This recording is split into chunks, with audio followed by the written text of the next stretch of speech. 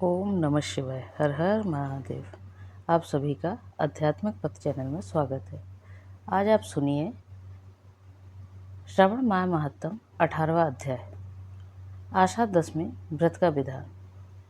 संत कुमार बोले, हे भगवान, हे पार्वतीनाथ, हे भक्तों पर अनुग्रह करने वाले, हे दया सागर, अब आप दशमी तिथि का महात्म बताइए। ईश्वर बोले, हे संत कुमार, श्रवण मास में शुक्ल पक्ष की दशमी तिथि में से यह व्रत आरंभ करें। पुनः प्रत्येक महीने में शुक्ल पक्ष की दशमी तिथि को यह व्रत करें। इस प्रकार 12 महीने में इस उत्तम व्रत को करके बाद में श्रवण मास में शुक्ल पक्ष की दशमी तिथि पर इसका उद्यापन करें।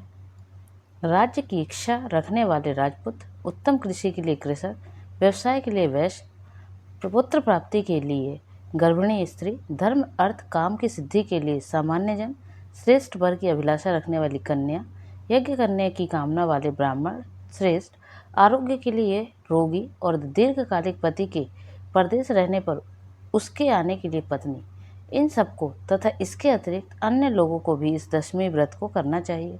जिस कारण जिसे कष्ट हो तब उनके निवारण हेतु उस मनुष्य को यह व्रत करना चाहिए। श्रवण में शुक्ल पक्ष की दशमी के दिन स्नान करके देवता का विधिवत पूजन कर घर के आंगन में दसों दिशाओं में पुष्प पल्लव चंदन से अथवा जौ के आटे से अधिदेवता की शस्त्र वाहन युक्त स्त्री रूपा शक्तियों का अंकन करके नक्त वेला में दसों दिशाओं में उनकी पूजा करनी चाहिए।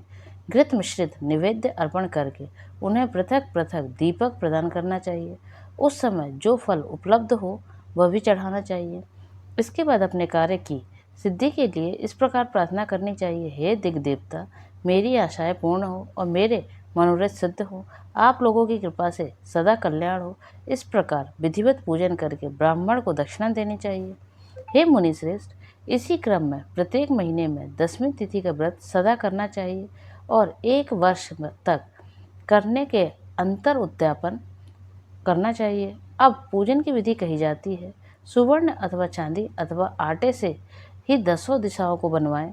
उसके बाद स्नान करके भली भांति वस्त्राभूषण से अलंकृत होकर बंधु बांधवों के साथ भक्तिपूर्ण मन से दसों देग देवताओं को पूजन करना चाहिए। घर के आंगन में क्रम से इन मंत्रों के द्वारा दिग देवताओं को स्थापित करें।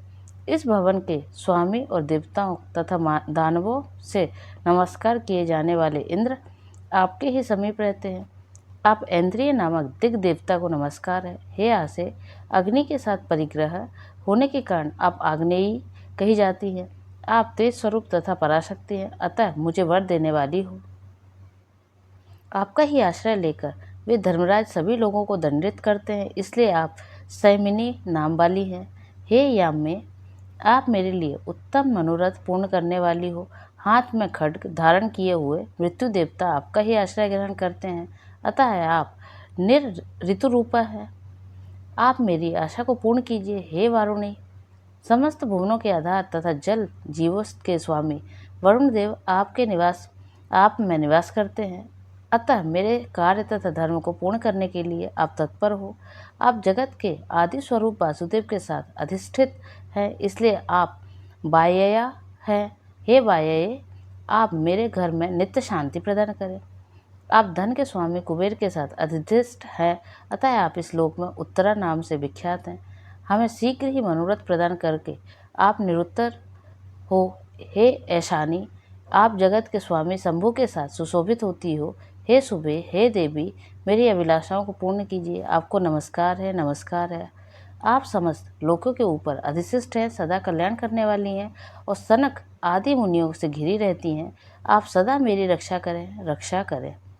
सभी नक्षत्र ग्रहण तारागण तथा जो नक्षत्र माताएं हैं और जो भूत प्रेत तथा विघ्न करने वाले विनायक हैं, उनकी मैंने भक्ति युक्त मन से भक्ति पूर्वक पूजा की है। वे सब मेरे अभीष्ट की सिद्धि के लिए सदा तत्पर हो। नीचे के लोकों में आप सर्पों तथा नेवलों के द्वारा सेवित हैं, अतः नाग पत्नियों सहित आप मेरे ऊपर प्रसन्न हो। इन मंत्रों के द्वारा पुष्प धूप आदि से पूजन करके वस्त्र अलंकार तथा फल निवेदित करना चाहिए। इसके बाद वाद्य ध्वनि गीत नृत्य आदि मंगल कृत्यों और नाचती हुई श्रेष्ठ स्त्रियों के सहित जागरण करके रात्रि व्यतीत करनी चाहिए। कुमकुम, अक्षत, तांबूल, दान, मान आदि के द्वारा भक्तिपूर्ण मन से उस रात्रि को सुखपूर्वक व्यतीत करके प्रातःकाल प्रतिमाओं की पूजा करके ब्राह्मण को प्रदान कर देनी चाहिए। इस विधि से व्रत को करें। क्षमा प्रार्थना तथा प्रणाम करके मित्रों तथा प्रिय बंधुजनों को साथ लेकर भोजन करना चाहिए। हे तात, जो मनुष्य इस विधि से आदर पूर्वक दशमी व्रत करता है वह सभी मनोवांछित फल प्राप्त करता है। विशेष रूप से स्त्रियों को इस सनातन व्रत को करना चाहिए, क्योंकि मनुष्य जाति में स्त्रियां अधिक श्रद्धा कामना परायण होती है। हे मुनि श्रेष्ठ, धन प्रदान करने वाले, यश देने वाले, आयु बढ़ाने वाले तथा सभी कामनाओं का फल प्रदान करने वाले इस व्रत को मैंने आपसे कह दिया। तीनों लोकों में अन्य कोई भी व्रत इसके समान नहीं है। हे ब्रह्मपुत्रे, हे श्रेष्ठ, वांछित फल की कामना करने वाले जो मनुष्य दसवीं तिथि को दसों दिशाओं की सदा पूजा करते हैं, उनके हृदय में स्थित सभी बड़ी बड़ी कामनाओं को वे दिशाएं फलीभूत कर देती हैं। इससे अधिक कहने से क्या प्रयोजन। हे संत कुमार, यह व्रत मोक्षदायक है, इसमें संदेह नहीं करना चाहिए। इस व्रत के समान ना कोई व्रत है और ना तो होगा। इस प्रकार श्री स्कंद पुराण के अंतर्गत ईश्वर संत कुमार संवाद में श्रवण मास महत्तम में आशा दशमी व्रत कथन नामक 18वां अध्याय पूर्ण हुआ। ओम नमः शिवाय। हर हर महादेव।